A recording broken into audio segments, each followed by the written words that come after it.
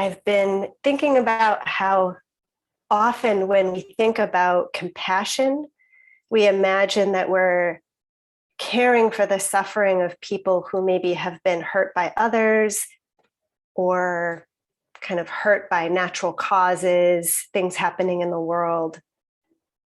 But what happens when we are the cause of that suffering?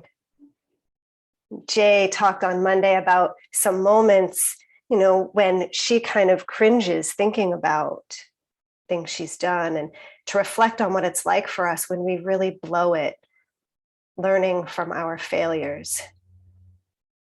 And this feels like a real edge of compassion practice for me. How do we practice compassion when we are the ones who have caused the harm? How do we stay open in those moments to the other person's humanity, their hurt, and also to ourselves, to our humanity and basic goodness? I was thinking about how when Bill and Susan were here, they spent a few months on the 8 worldly winds, right? Praise and blame, fame and disrepute, and helping us work with not getting too caught in that.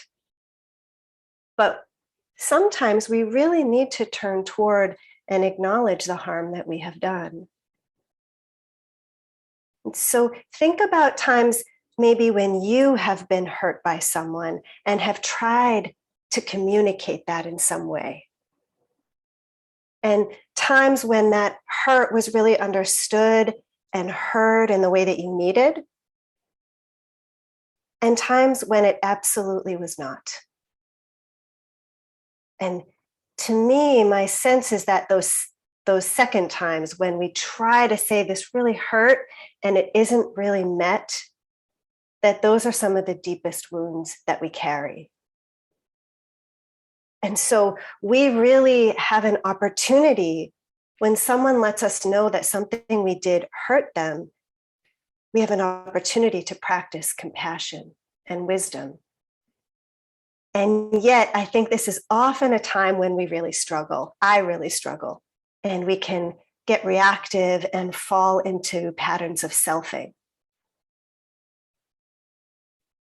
So I try to remember, why is this so hard? I think some of it is because both people in that equation are at maybe their most vulnerable. That when we're hurt and we're looking for that to be acknowledged, that's one of our most vulnerable experiences. And when we have this sense that someone views us as bad or wrong, that too is an incredibly vulnerable place. So it helps me have a little bit more understanding for why these moments tend to often not go very well. And my sense is that what makes it most difficult for us to stay present and open-hearted when someone tells us we've hurt them really comes down to selfing, right?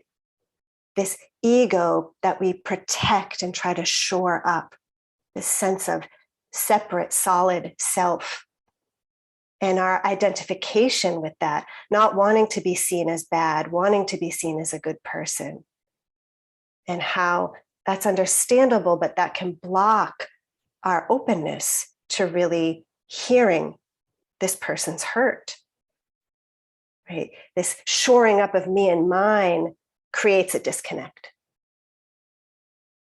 And I really appreciated Lee's talk last week, that invitation of the phrase, yes, and. She talked about how in so much of the world and in our lives, we come up against paradoxes and how our minds try to reconcile those by landing on one, right? The yes, but, when actually almost always both are true. And embracing both is that kind of compassionate and wise practice. And that feels really true and applicable in these situations when we learn we've caused harm. The yes, I did, that's really important. I have to take responsibility for that, learn from that, turn toward this person's hurt and have care and compassion. And The fact that I did something that caused hurt doesn't define me. I don't have to identify with it. If I identify with it, it's going to be harder to stay open. And so some of this seems to involve getting really disillusioned with the belief that we'll never cause harm. Or that if I'm working really hard to be mindful, maybe I'll never cause harm. Because we will. We all have, we all will. And if I can't turn toward those moments, I'm going to miss a lot, both the opportunity to learn about myself, to practice compassion, but also the opportunity to keep from causing more harm.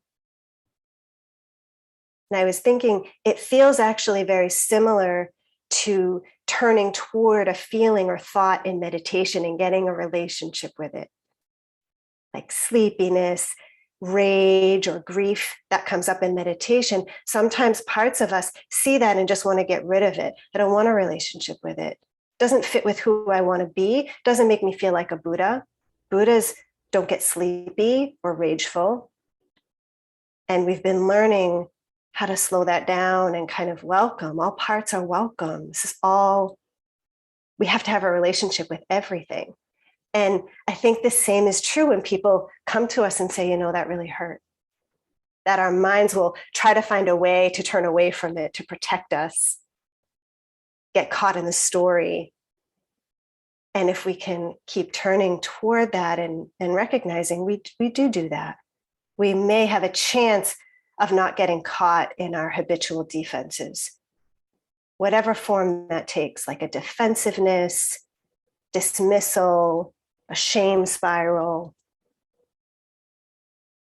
And I had an example of this recently where it kind of really laid bare how much selfing can kind of come up when we learn that we've done something that maybe wasn't so skillful. I was in one of my long weekend trainings or 4-day weekends, where often I'm on staff. It's this therapy training.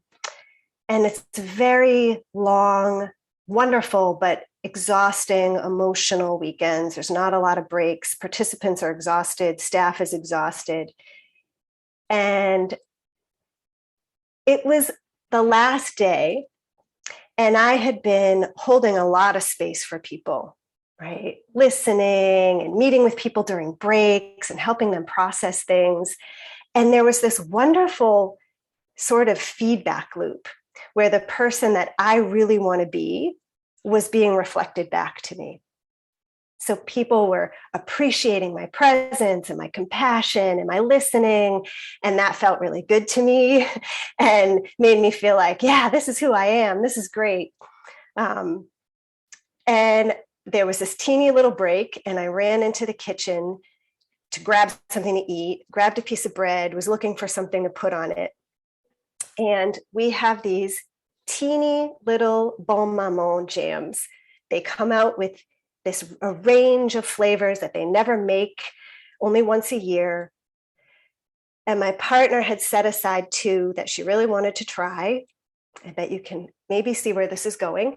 And she actually walked by the kitchen as I was looking for something to put on the bread and said, if you try the jam, just don't use it all because I haven't tried it yet. And I was like, sure, And she walked away, and I proceeded to use all the jam, put it on, grab it, run in, stuffed it in my face, and sat down to continue my meeting of being a wonderful, open, compassionate, listening person.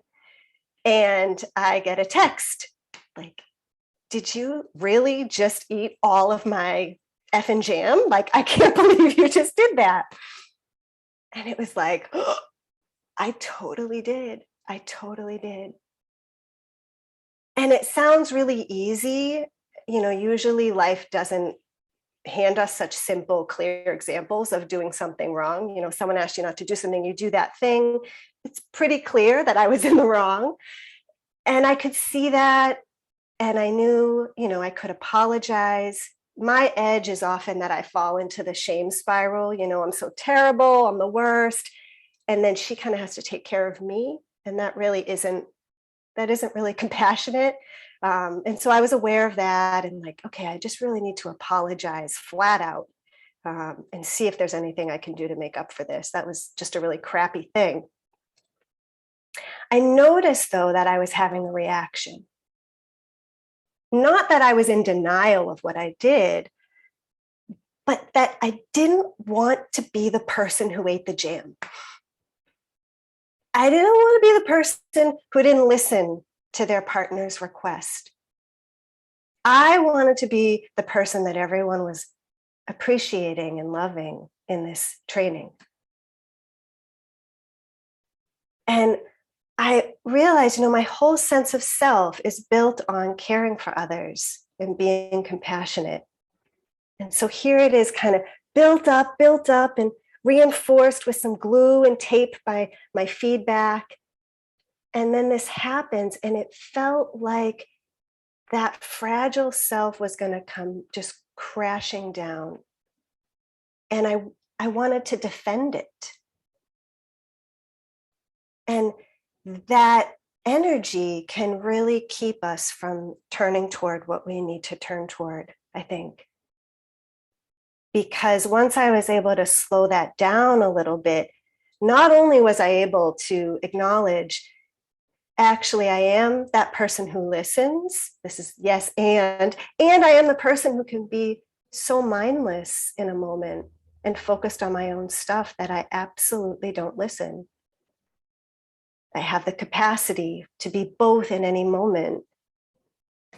And I also was able to realize there's sort of a real imbalance of when I bring those qualities to different parts of my life, that those participants and my clients, they often get the compassionate, present me.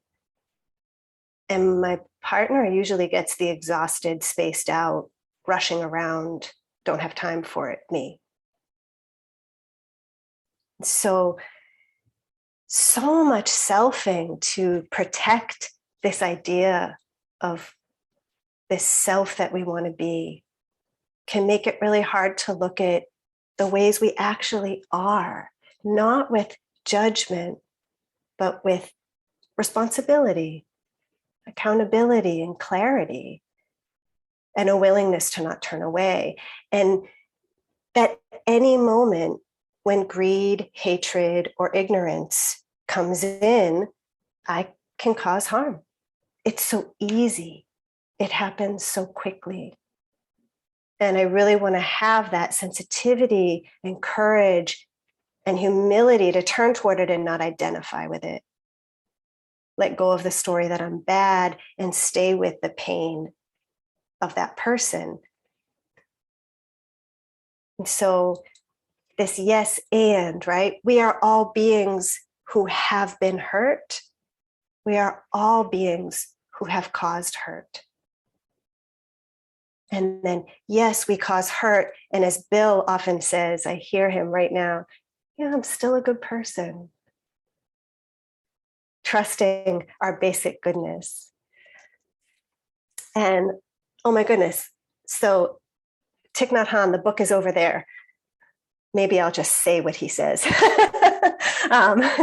He has this wonderful way of talking about this. He calls it beginning anew.